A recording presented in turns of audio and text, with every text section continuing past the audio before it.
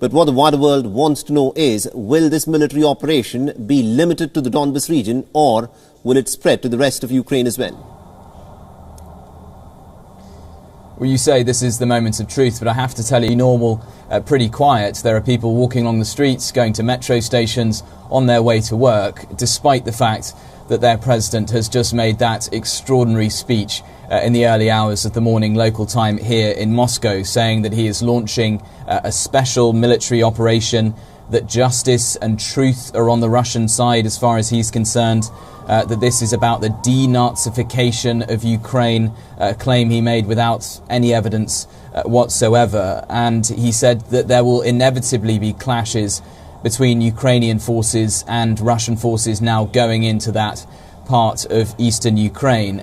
Vladimir Putin was certainly clear that there are no plans to occupy Ukraine as a whole, but as I said, he very clearly acknowledged the chance that there will be military clashes, that there will be violence between Ukrainian forces and Russian forces. You know, even before the military combat would begin of the country in the south, there are reports of explosions being heard all over the country. We've also had Volodymyr Zelensky, the president of Ukraine, making an address on national television there, saying that he is declaring martial law across the entire country, that he has also spoken to US President Joe Biden. Just in the last few minutes, of course, the US President offering his support to the Ukrainian people.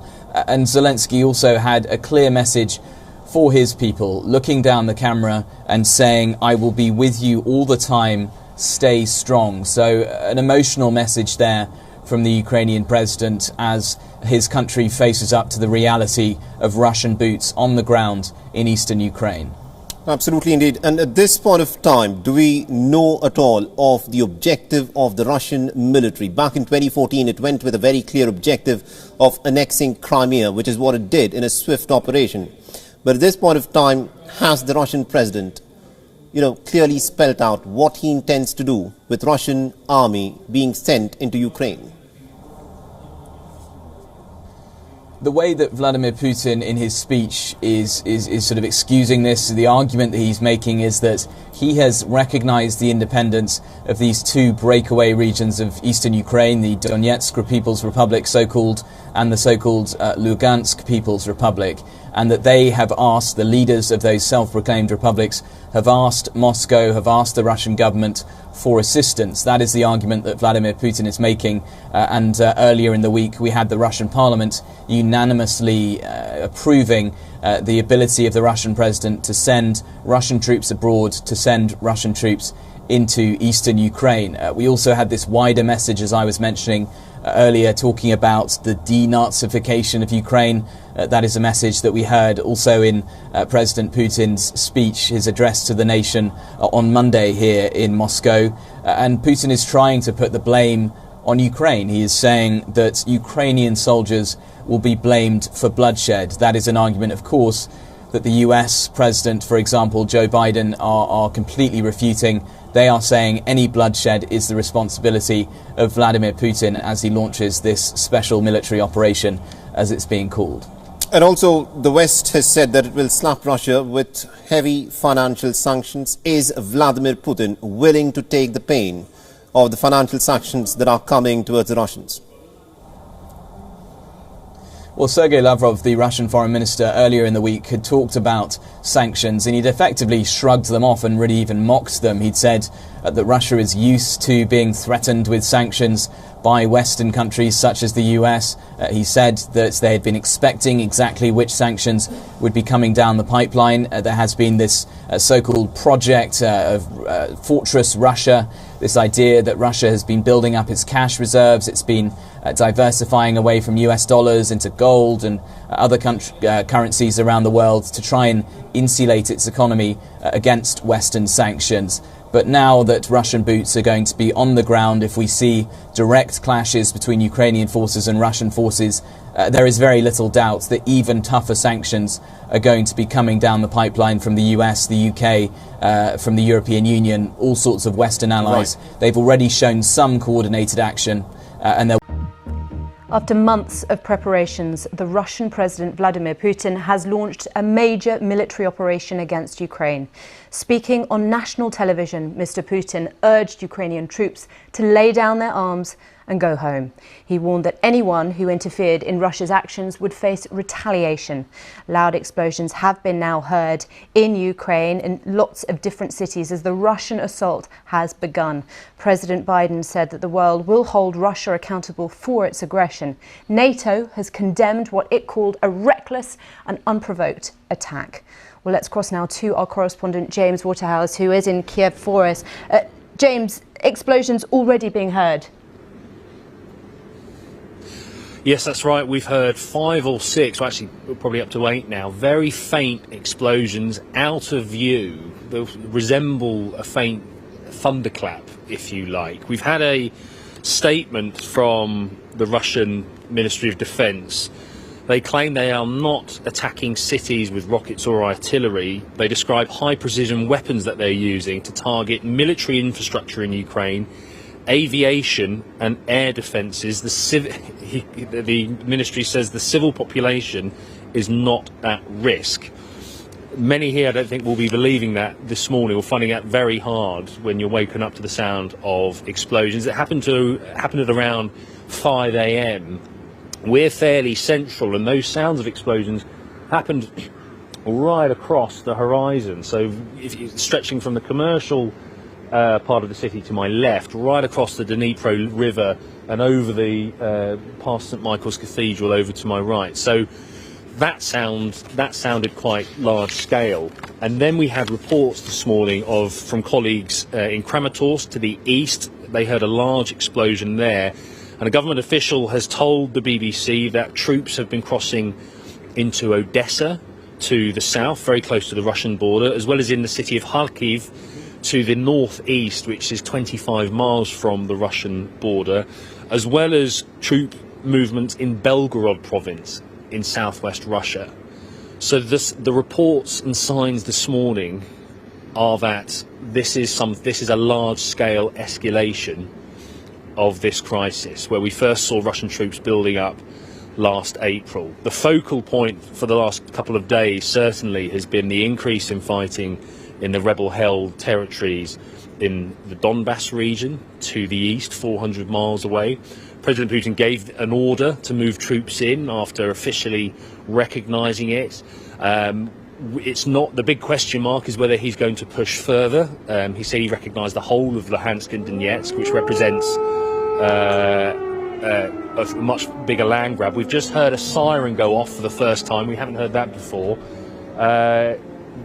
The streets are unusually quiet. The signature cobbled roads that occupy that weave through the heart of Kiev here in front of St Michael's Square, they are quieter than normal. Ukrainians have often shared the grab bags that they use, the air raid shelters that they would go to. They include underground bars and restaurants. But this is a very worrying morning for people in the capital city and beyond. This is what the fear had been all along.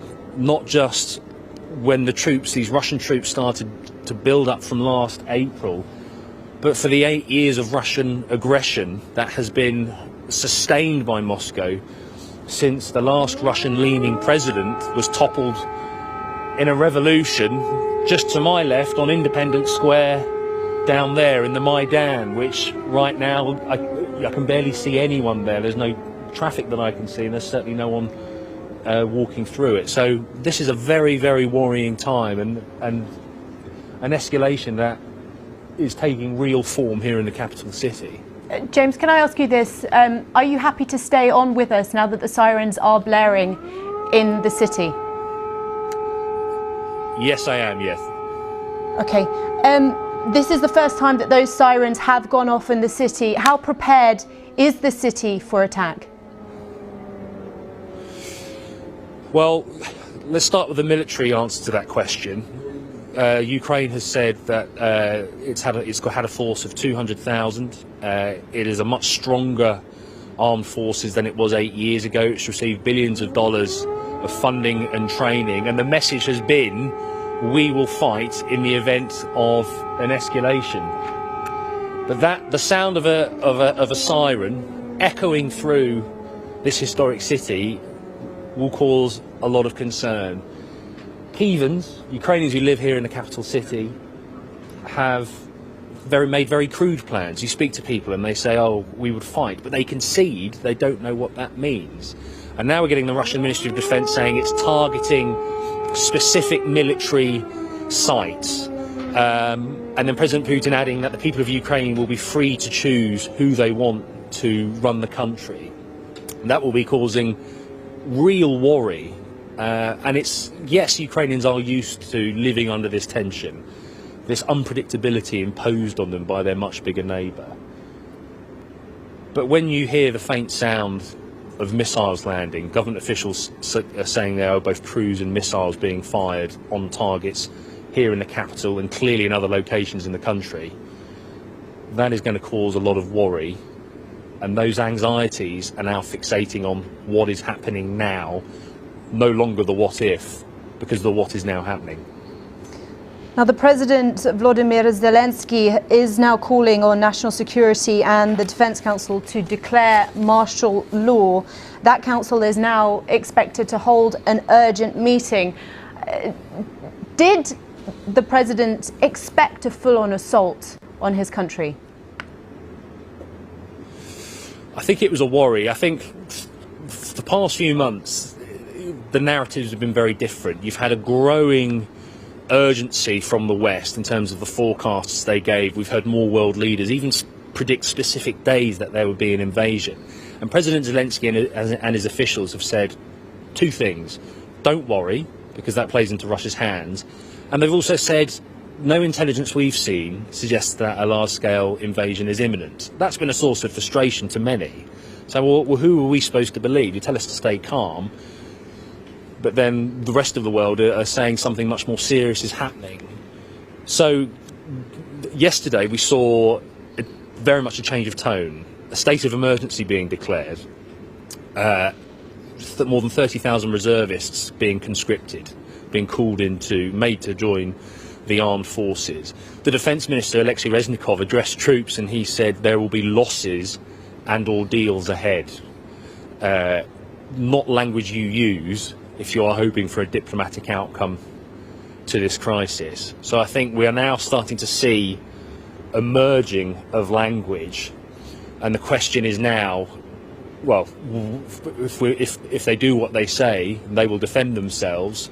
There are question marks in the east. We are now, there is reported troop movements by Russia in the southwest. This is something large scale, and it will be only Ukraine to defend itself, because not one NATO boot will set foot on Ukrainian soil as things stand, because Ukraine is not a member of NATO, and this is Russia expressing itself in its own unique way that it does not want. It wants that taken off the table. It wants the alliance to push right back. So you have this global face-off between the world's superpowers and Ukraine, and cities like Kiev at the heart of it. James Waterhouse for now. Thank you, James Waterhouse in Kiev for us.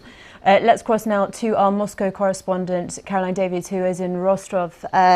Thank you, Caroline, very much for joining me. The Russian President Vladimir Putin announcing what he is describing as a military operation in the Donbass region. Are we witnessing the start of World War III? Victoria, at this stage, there are very many fears that this is the start of war in Europe. This morning, just before 6 a.m, we had this address from President Putin where he talked about the fact that he was starting this military offensive.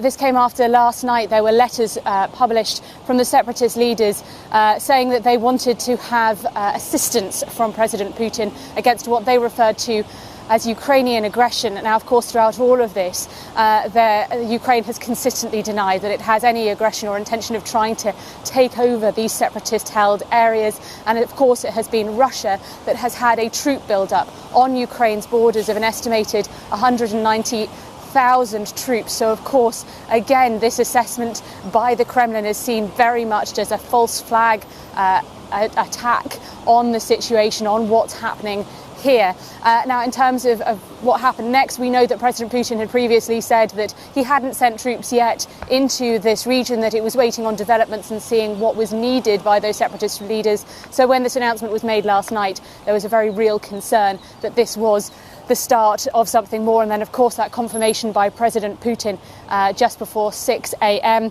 And in terms of some of his words, I can read some of what he said.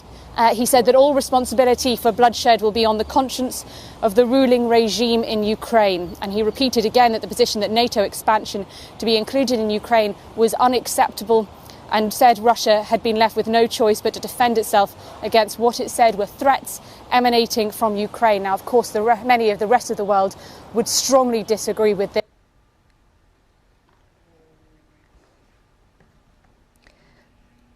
There was Caroline Davis there in Rostov-on-Don, just explaining some of the things that seem to be behind this Russian aggression towards Ukraine. First, this idea of the allegations from Moscow that the government in Kiev is committing genocide against ethnic Russians in separatist areas. That has been strongly denied by Ukraine. Also, of course, NATO expansion as well, something that has come up time and time again in the weeks in the run-up to today. The Russian President Vladimir Putin announcing now a military operation in the Donbass region, urging soldiers, Ukrainian soldiers in eastern Ukraine, to lay down weapons and return to their homes. There has, of course, been response from around the world, including the United States. The US President Joe Biden vowing that the world will hold Russia accountable, predicting major loss of life. President Biden will be addressing Americans on Thursday, today, about the consequences he says that Russia will face. Russia, just a bit of breaking news coming in here. Russia's defense ministry has denied attacking Ukrainian cities, saying it is targeting military infrastructure, air defense and air forces with high precision weapons. This is according to the country's state agency, RIA, citing the ministry. Let's cross now to Steve Rosenberg, and actually, no, we've got David Willis here. Let's speak to David. David, we've heard the statement from President Biden, and he said that the world is praying for Ukraine, the world praying for Ukraine, whilst President Putin preys on Ukraine. Yes, indeed. And the lights are still on way after midnight in the building just behind me. President Biden has been briefed by members of his national security team, including the Defense Secretary and the Secretary of State. And he issued that statement, of course, as you mentioned, decrying the attack, calling it unprovoked and unjustified, and accused Vladimir Putin of carrying out what he called a premeditated war that will lead to a catastrophic loss of life and human suffering. Now, Mr. Biden has also been speaking in the last few minutes to the Ukrainian President, Volodymyr Zelensky, and I've just been handed a statement in regard to that phone call. And it says, I'll read it to you, President Zelensky reached out to me tonight and we just finished speaking.